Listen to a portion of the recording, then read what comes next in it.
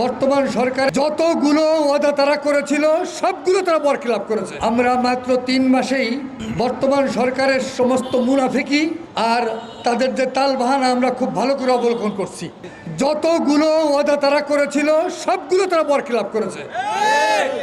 যাইতে যাইতে এই অবস্থায় গেছে যে প্রধানমন্ত্রীর অফিসের লাল তার বন্ধু চুরি হইতেছে।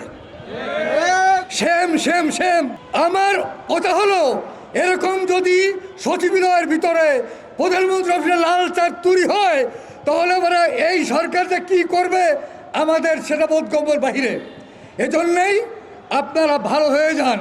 আপনারা জনগণের যেই ক্ষতি হয়, তেল, গ্যাস, বিদ্যুতের দাম কমান, সহনীয় অবস্থায় রাখেন এবং আমাদের বর্ডারে যেই সমস্ত অন্যায়ভাবে আমাদের মুসলমান ভাইদেরকে পুশ ইন করা হচ্ছে আপনারা তীব্র প্রতিবাদ জানান।